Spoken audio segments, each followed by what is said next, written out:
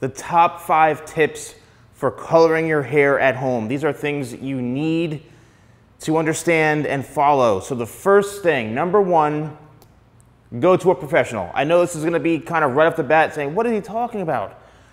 In my opinion, chances are that going to a professional will solve most of the problems. And I'll get into why you don't want to go to professional maybe or a bunch of other stuff. But number 1, go to a professional. And the reason I'm saying that is because as someone who's been in the industry for 25 or so years, I have seen and we have worked on a lot of clients who create disasters from just trying to color their hair at home.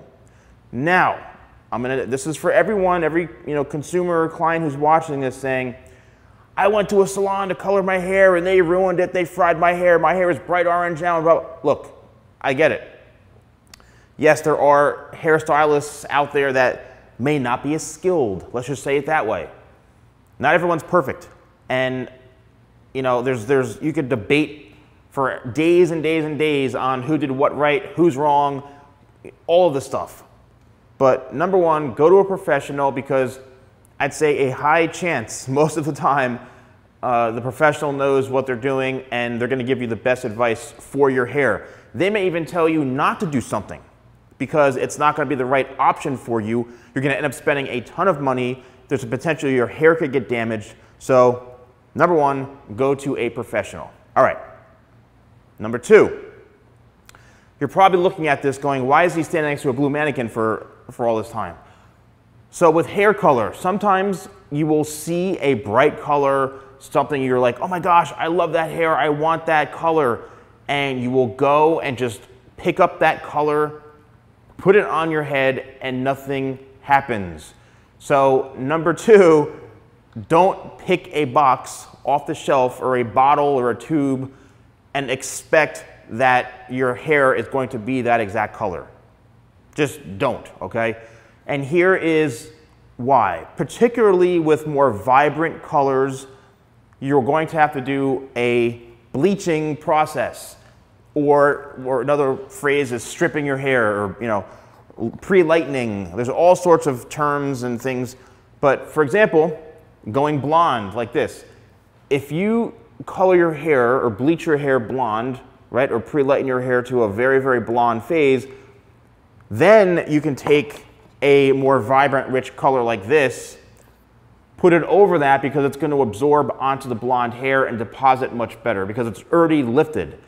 It's really ideal, especially when using semi-permanent colors or demi-permanent colors and things like that, that you literally put it on and it's going to just absorb and be true to that color. But you have to have your hair like a foundation of being very, very light in order to achieve a vibrant color. Now, how do you get your hair really light? Well, as I mentioned, bleaching or pre-lightening, you have to buy the right product in order to lighten and brighten your hair. Now, that opens up a door to a whole bunch of potential issues, like potentially damaging your hair. A lot of times, someone will just take the lightener and just put it right on their scalp and apply it to the entire head. And then what happens is, due to the heat of the scalp, you're going to get what we call hot roots. It's going to be much brighter and lighter, I'd say about 1/2 inch to 3/4 of an inch or so from your scalp. It's going to be very, very blonde and very light. And then it's going to, from that point on, will be like an orange or a decent amount darker. Typically, what we have to do is what is called a virgin application, which means the lightener is applied 1/2 inch away from the scalp to the end or the ends of what you want colored. You wait about 15 minutes or so, 20 minutes, then go back in and apply a fresh batch of color to your natural color to where the previous was applied. That is going to solve that issue. Again, this is pretty intense, hardcore stuff that us professionals deal with, but I'm just letting you know of the complexities that you could face when trying to color your hair yourself. So pre-lightening your hair to the right phase is important. You can't just take blue and put it on your hair. Here's another example. You can't have brown hair, right? Something, let's say, for example, something like this, and go, oh, I want my hair to be white or gray or teal, and then put this on. No, you have to completely strip the color. And then what happens is once this fades away, your hair is going to be that kind of bleach blonde, or it's going to have traces of a teal or traces of like a very, very light pale blue. In order to fix that, you then have to either go to a salon, and it's a huge process. So just don't pick any color off the shelf and put it on your hair. Now, another thing about this particular topic, and I'm going to go as in-depth as I possibly can about this, is you can't also, if your hair color is, say, brown, right, like a medium brown like this, and then expect to be platinum blonde by just saying, oh, that box says blonde, it shows a blonde model, let me put it on my entire head. No, that also could be an absolute disaster. That's where your hair can turn orange, that's where you're gonna get hot roots, and then you may try to put another box of the same color on top, and then you're just building up color. Then when you go to a salon, and then they tell you it's gonna be $400 or $500 to fix this, and you're like, wait, what? I spent $6 for that box hair color, you wanna charge me $400 or $500, $600 for this? Well, yeah, because you didn't do it properly, and it's gonna take us hours and hours and tons of product to fix your hair. So, don't just grab a product off the shelf, a box of color, a tube of color, because you see the picture, and just put it on your head and think you're gonna get the result you're looking for. The third tip is understanding the different types of hair color. So we've got, permanent color, which is permanent, right? That permanently lifts the natural color and lightens it. And now when I say permanent, meaning it's going to be permanent until it either grows out or gets cut out of your hair. You're going to get new growth coming in, or roots, right? Your new hair is going to come in, that hair is going to extend out until it gets cut out, and then bye-bye, it's gone. But we have to understand is there's different types of hair color. So you've got permanent, and you've got demi-permanent or semi-permanent, which are just very temporary colors that may last a couple of weeks. Some may last, a shampoo or two, like a temporary color or like a rinse. You just want a little bit of a hint of something.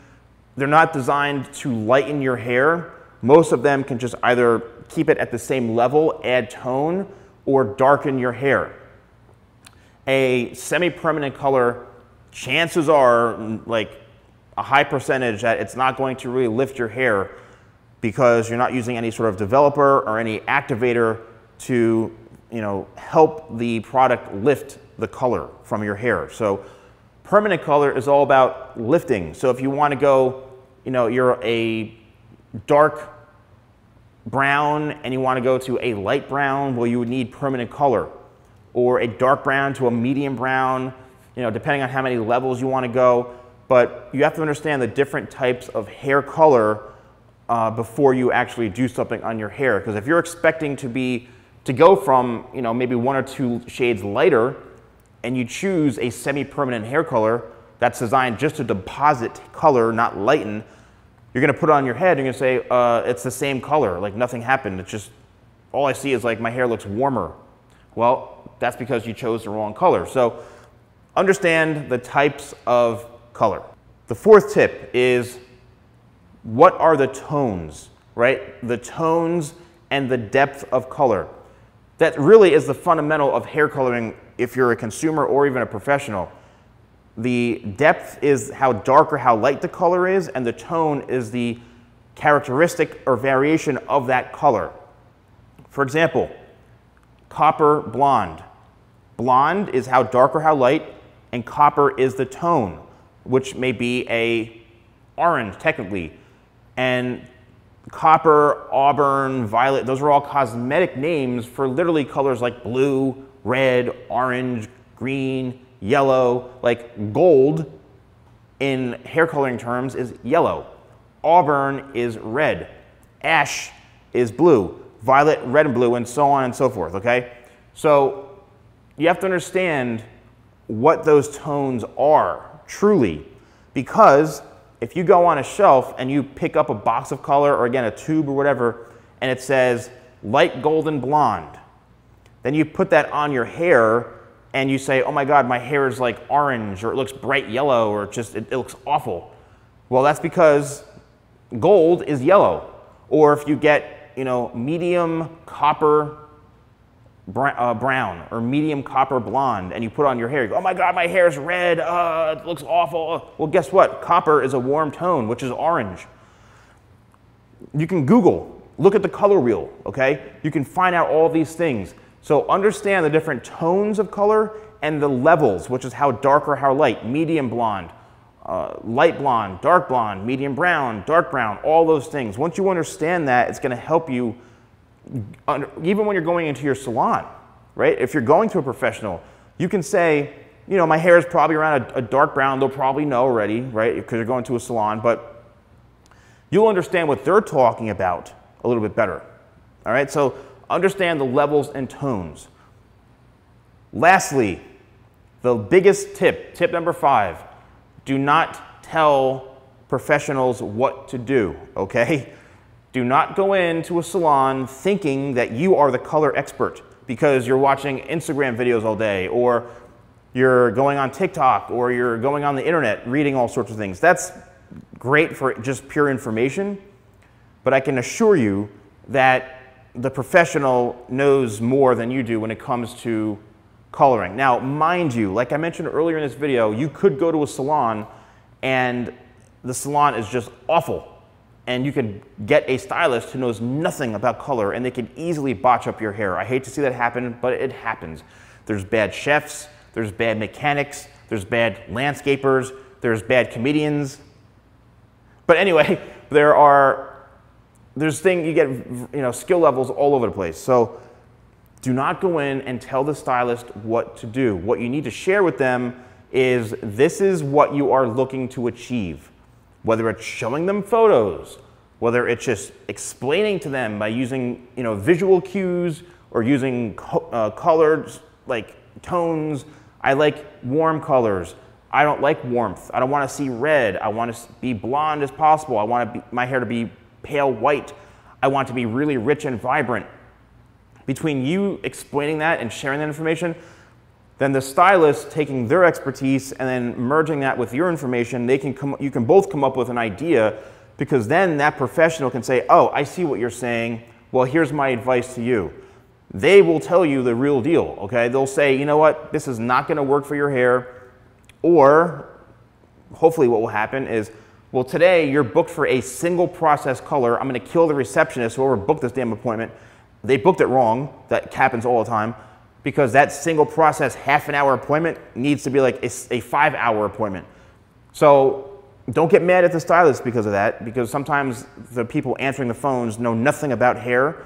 So what happens is the stylist say, you know what, we only booked you for a single process color today, which is a 30-minute appointment. This appointment and what you're looking for is gonna take at least like 2 to 3 hours. And it's gonna be significantly more expensive. And here's why, because of more product, and we have to do a whole series of different process and this and that. So what we can do, we can say, look, today is a complimentary consultation, even though, like, unfortunately I'm losing out on a color. That's where you talk to the receptionist and say, hey, get your act together, you know what the hell you're doing. And then you could say, you know, when you come back, we'll have the right appointment, I'll help book it, I'll go up front with you, this and that. So just communicate openly with them, but do not tell the stylist what to do. Don't think you're an expert colorist.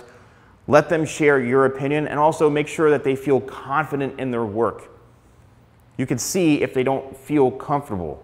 Because if you're going to someone for the first time, don't be afraid to say, you know, I'm so sorry, I don't think we're a good match. I don't think I may be the right client for you. I have different expectations. I'm sorry, I think I'm good. I'm sorry, but I'm probably not going to come back. And don't take it personally. It's just, I need to think about this, and it's very overwhelming. And that's it. So let the professionals do what they need to do. I actually loved doing this video, believe it or not. Let me know in the comments below if you enjoyed this video, if you found these tips helpful. Let me know some feedback. Are you a professional stylist? Are you a client? Let me know your feedback on this. I'd love to hear from you. I want a lot of comments on this. Please, I'm asking you to share and communicate with me. And don't forget, if you use code YouTube20, you get 20% off all my products. It's an exclusive code, and Orders on a value of over $50 get free shipping in the United States. So I hope you enjoy that. Thanks for watching, and I'll see you soon.